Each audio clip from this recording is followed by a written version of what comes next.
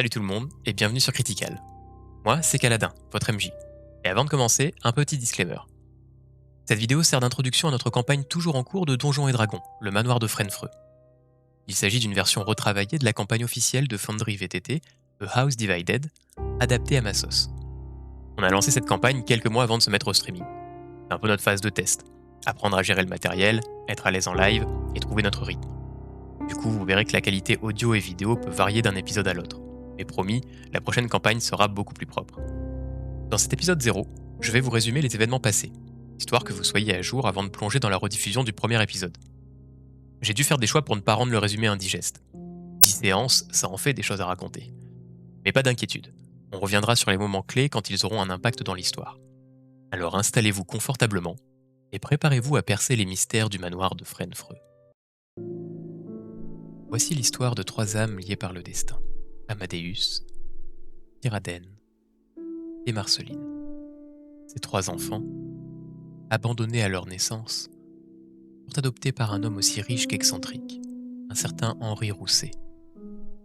Mais il y a 20 ans, lors d'un voyage à l'autre bout du monde, Henri disparut sans laisser de traces. Depuis, la vie les éloigna les uns des autres, chacun suivant sa propre voie. Amadeus, abandonné à lui-même, gravit les échelons de la cour, maniant le charme comme une arme et le verbe comme un art.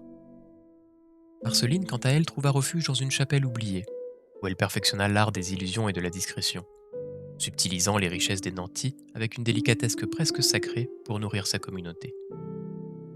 Tiraden, lui, connut un destin plus sombre.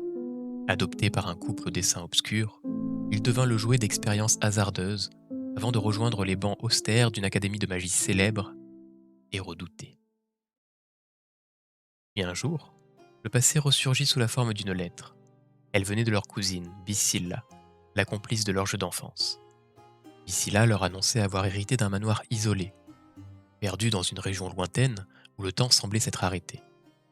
Intriguée par les chemins qu'avaient empruntés ses cousins, elle sollicitait leur aide pour découvrir les mystères tapis dans les ombres de sa nouvelle propriété. C'est dans une taverne aux murs patinés par les années que la fratrie se retrouva. Là, ils embrassèrent Bissilla et son époux, Orvinder Danos. Après des retrouvailles emplies de nostalgie et une nuit de repos bien méritée, ils prirent la route. Le voyage les mena à travers une forêt dense. Les arbres semblaient murmurer, et la brume, lourde et oppressante, étouffait chacun de leurs pas. Au petit matin, ils parvinrent enfin au manoir de Frenfreux. Bâtisse à l'allure sinistre, dont les murs écaillés semblaient suinter sous l'effet de lourds secrets. Leur première exploration fut tout sauf paisible. Au rez-de-chaussée du manoir, la fratrie découvrit un enchevêtrement de pièges magiques et de présences spectrales. Entre des manteaux animés cherchant à les étouffer, des tornades de livres furieux et des illusions si réalistes qu'Amadeus y vécut 100 ans en un instant, chaque pièce semblait vouloir briser leur esprit autant que leur corps. Les murs eux-mêmes vibraient de la présence d'esprits malveillants, tapis dans l'ombre, guettant le moindre signe de faiblesse. Dehors, un labyrinthe hanté par des araignées géantes mit leur courage à l'épreuve. Après un combat éprouvant, la fratrie découvrit un sanctuaire insoupçonné, fontaine dédiée à une certaine Ilana Anmatar. Marceline, dans un geste empreint de piété, restaura le mémorial, faisant jaillir une eau claire aux vertus bienfaisantes. Le lendemain, de nouvelles horreurs les attendaient. À l'extérieur, des ghouls en armure s'éveillèrent de leur sommeil maudit. Mais leurs intentions étaient tournées vers les anciens maîtres du manoir plutôt que vers nos héros. De retour à l'intérieur, Tiraden découvrit les fragments d'un miroir dont les éclats étaient imprégnés de magie planaire. Leur enquête les mena jusqu'à la salle de banquet, où ils furent piégés par 2 gigantesques spectres et une faille arcanique tourbillonnante.